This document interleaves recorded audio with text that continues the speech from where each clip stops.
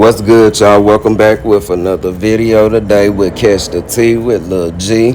I'm just on this thing, giving my comments and my opinions on what's going on out there in the pop culture world and in the social media world. With that being said, y'all please make sure to tune in and please support your boy and hit the notification button. And please be sure to subscribe, comment, and like for more videos with Catch the Tea with Lil G. And with that being said, let's go ahead and get into it with today's topics.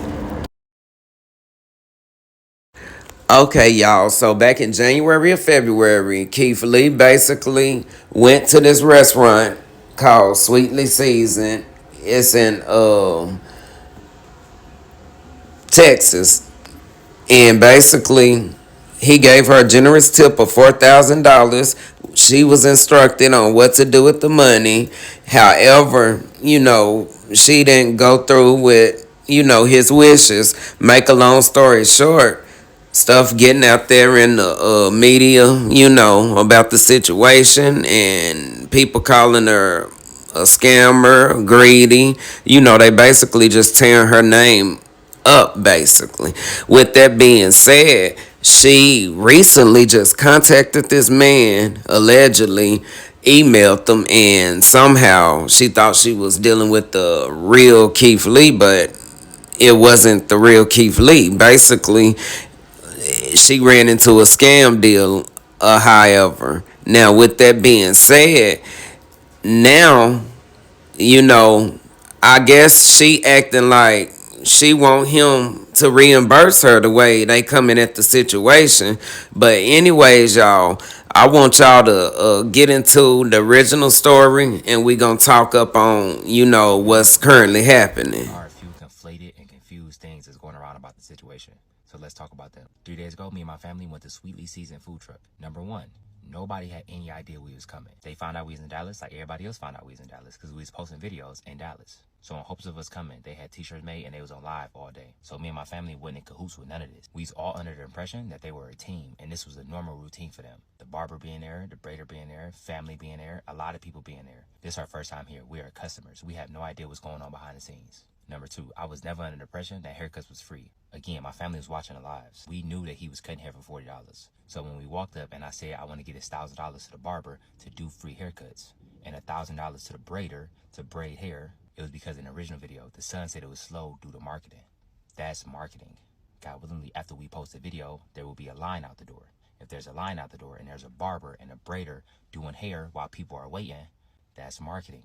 So again, it's in the hood. You play some music, you cutting hair, you braiding hair, y'all all sitting out, y'all having fun. It's a parking lot barbecue. So again, we don't know the behind the scenes if they knew each other, if they did know each other. And the reason why I didn't pay everybody individually, the interaction that you see looked longer than what it was. It was really only like a 5-minute interaction.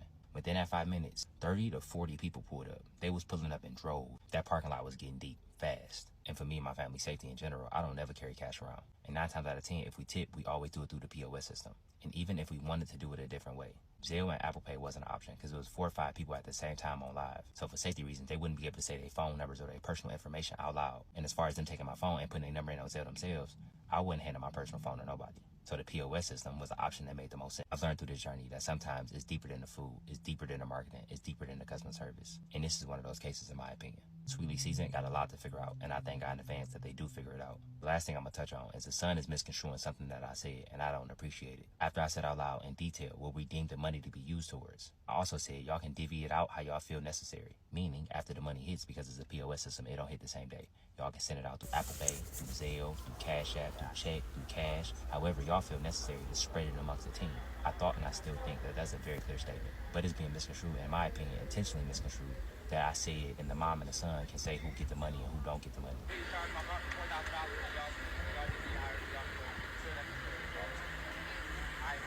So Keith Lee did tell her to distribute the money how she felt necessary.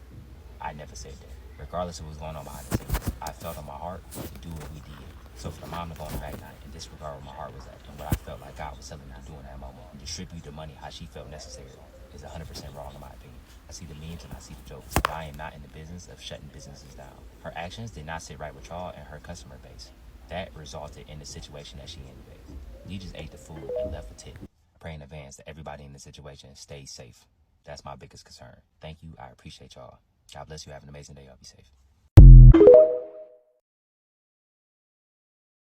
The owner of Sweetie Season Food Truck, and since Keith Lee came and visited, her entire world has been changed. She gets non-stop harassment, phone calls, day and night, death threats, all that stuff.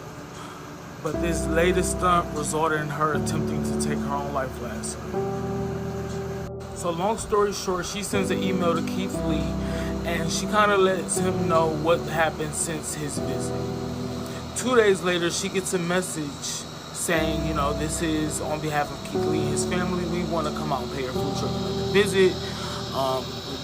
We sorry about what happened last time, and let's, you know, bring all the parties together and come up with another resolution. My mom was on board. She's willing to do anything to stop, you know, all of the harassment and stuff. I'm like, okay, great. You know, I'll do whatever you need me to do. Just let me know. So she was in contact with, you know, Keith Lee the entire time, planning everything.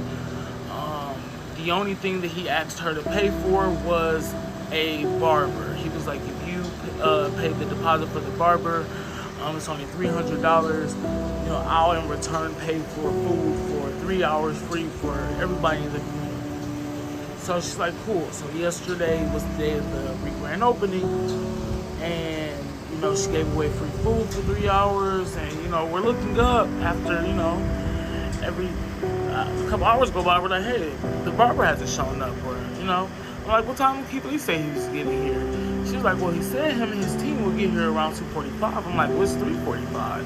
Like, why is he late? She's like, I don't know. She's trying to contact him. He's like, you know, the plane just landed an hour ago. Everybody, we're all together. We'll be there. So we're still giving out free food and, you know, just waiting. Y'all, Keith Lee never showed up. Okay, so my guy came on with the dramatic sounds playing in the background and eyes red like he forced himself to cry. I felt like doing the video. Like at the end of the day, I feel like these people is full of shit. I'm sorry, but not sorry. It's so many questions that I want to ask him personally, but at the end of the day, I know a scam artist when I see one. It's either that or my guy really trying to get his viewers up since he want to be a quote unquote influencer so bad or whatever the case is. They keep fucking with that man at the end of the day, if you really ask me. And like, why would people still be harassing his mama? And on top of that, I mean, when it wasn't but a few people who the money was supposed to went to. So like, after all this time, y'all telling me people still own that? Like, get the hell out of here. Scam artists getting scammed by another scam artist, I feel like, in this case. But let's go on and finish up.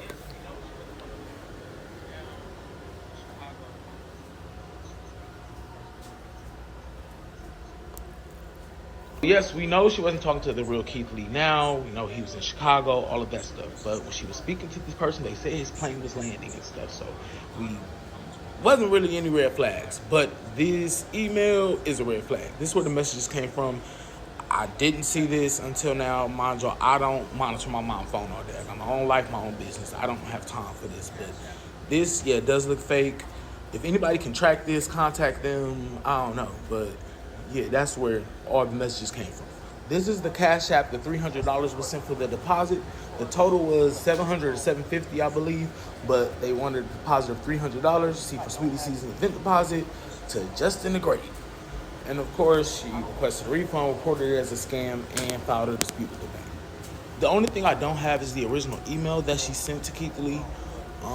But I don't really want to contact her right now. I want to at least give her a day to kind of not talk about this and think about this type of stuff. But when she does get it to me, I will post this in my Okay, feed. so And I'm yeah, gonna address it I myself just feel because I like ain't gonna address that this because she's was hiding another on attempt to try to get Instagram more and money TikTok. out of this man. Like at the end of the day, this been since January or February since this happened, and for her to out the blue just randomly, call Keith Lee and tell him her little sad story that she's been getting harassed, everything just been going horrible or whatever. I feel as if that's mainly her business. Why the son gotta really speak for this lady anyway? That's my main question. And then, for them to say that, she emailed him and allegedly set up something and was supposed to come back for another visit. Like, at the end of the day, you can just tell something went right about that whole story after this first occurrence that happened. Now, with that being said, karma is real and karma do not play. And I hate to say it, but yeah, it is what it is. Did she really give away free food though? Because she lied last time. He's saying she did it, but they just need to pack up and move back to Milwaukee if they want to start over. They're definitely trying to scam again. They were probably going to set up a GoFundMe because their business is failing. And this way, their way of garnering sympathy. No GoFundMe yet, but he is doing it for promo for their grand reopening, and he's trying to be an influencer. Right. At the end of the day, like I said, the mama barely, spoke in public about the situation, really. Like, she did, when it first happened, she did like 4 or 5 TikToks, and that was it, far as, her speaking. Now, somebody else was like, but they've been contacted by Keith Lee before, so why would they think some random was them? And how were they scammed if they didn't give the scammer money directly? I hate the fact that she tried to take her own life, but in reality, she caused all the backlash on herself by being greedy with the money and not doing the right thing when given the opportunity. But if Keith Lee have an agreement and then keep it, that's flawed as fuck too. You reap what you sow. If you stole from someone, you end up losing more. It's guaranteed karma. Now, at the end of the day, I most definitely, agree with that comment, because that, in fact, is what happening right now to that lady. And until she do right with, things, shit ain't gonna never go right for her. But let's go on and move on. Okay, so let's get into, the whole JT and GloRilla or whatever. Now, as we know, it was months back, those two ladies, had got into it over Twitter or whatever. Now, with that being said, at that point, it was just, I think, GloRilla that dropped her mixtape. This was, of course, way before the City Cinderella came or whatever. Now, make a long story short, the fans are basically in the comment section and making tweets about how, GloRilla did more numbers on the first week sales compared to JT. Now, if you ask me, technically, yeah, she did, win or whatever. But at the end of the day, these people on Twitter acting like that, GloRilla just killed, JT out with the numbers. When in reality, shit, it wasn't by much. That's the crazy part. They acting like she did maybe 1,000 more in numbers than JT or something. When in fact, it wasn't nothing but what, maybe, I think, 5 away from what JT did. And then GloRilla was like, no competition. These bitches stale, ho. And at the end of the day, we already know, who she was referring to, obviously, because now JT the only one besides Ice Spice that just dropped the project. And far as I know, her and Ice Spice really ain't into it or whatever. And then what kills me, Cardi B come behind GloRilla and reposted the same tweet. No competition. These bees are stale, ho. Now at the end of the day, I know Cardi B ain't sitting up here talking about nobody, because when it's all said and done, she need to worry about Ice Spice, because Ice Spice blasted her in her album or whatever. At the end of the day, it's okay. So we know it said City Cinderella debuted at 23 on the Billboard 200 with the 27K in sales. Now, like I said in previous videos, I think the album or mixtape was fire at the end of the day. GloRilla's, it was, straight too. And I'm not taking away, GloRilla's, from doing her thing, but at the end of the day, you got to keep in mind she got so many different co-signers behind her. And then it said, the GloRilla's album went at number 18 on Billboard 200 with 33K sold. Now, like I said, y'all tell me what's the damn difference between 27 and 33? That's only like not too much of a difference at the end of the day. Okay, so I remember the tweet. I thought you won. I stopped. I was being generous, letting you promote that whack A project that nobody give a F about and nobody asked for it. You just be doing shit. Work on your craft, soften your voice. Everything ain't gotta be hard like your life. And then GloRilla went back and said, "Your comeback's weak. Just stop, boo. It's okay. I won." Now, at the end of the day, when they was battling on Twitter, I ain't gonna lie though, GloRilla was tearing JT's ass up or whatever. But then my thing is, why, express yourself and write about somebody, but then you go and delete all your tweets? Like, that's some pie ass moves too, if you ask me. Cause if I wrote something, ain't nothing getting took down. I meant what I said and said what I meant when it's all said and done. Like, no cap, I feel like GloRilla done switched up her whole image.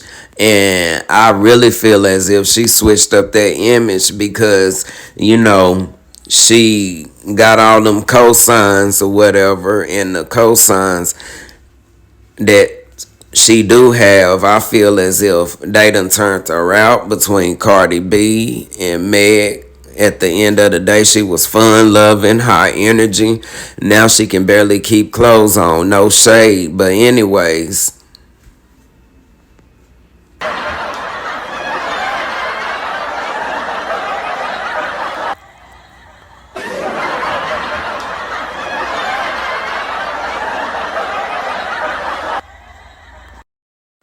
okay, so somebody said, yeah, Glow, and then somebody tagged JT and was like, catch it. And then somebody said, yeah, Glow, oh, you're such a joke. And then they tagged JT, you know what to say. At the end of the day, why is y'all pumping this little girl's head up like she really did her big one over JT at the end of the day, when she really didn't do too much better, I feel like. And then, somebody said you was stale, and then get them Glow, yeah, Glow, get them Glow. Like, people be real life funny, if you ask me or whatever, at the end of the day. Like, she got to really do some numbers, I feel like, for y'all to really, bump her head up or boost her head up to make her feel like she really did her big one over JT or whatever at the end of the day. Okay, so let's move along and get into Stunna Girl. So, as we all know, Stunna Girl, posted on her social media that she been shot, and I'm just praying, that she have a speedy recovery with the shooting that took place or whatever. And I just feel like she got so many haters that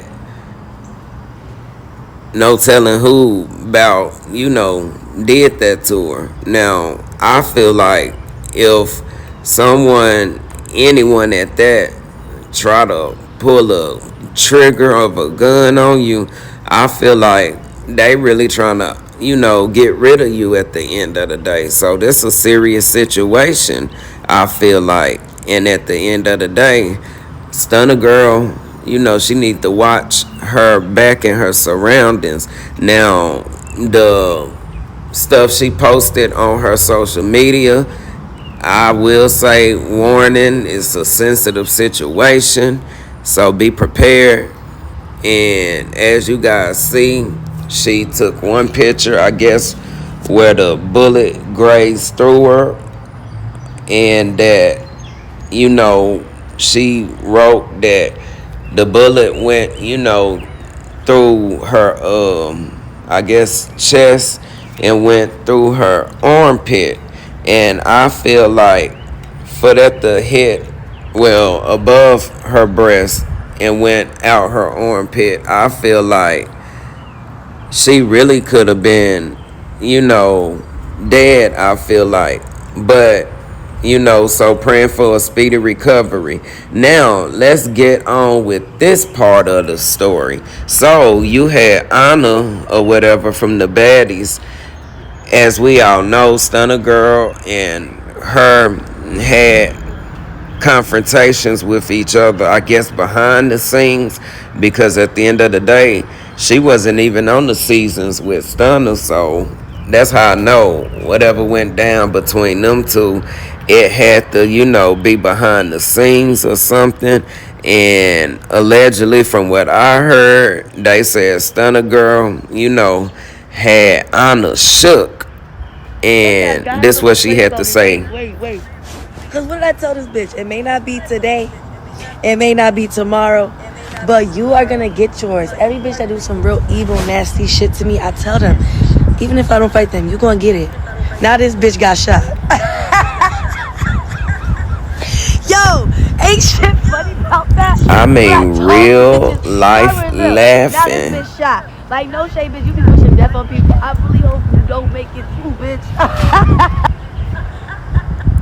Okay, so I know that got beef, but that's for real not funny. Oh, that's not. I like Anna, but she popped too much shit just to be ducking and running when a bee stepped to her. Never mind, I forgot what she did to that girl in the cage.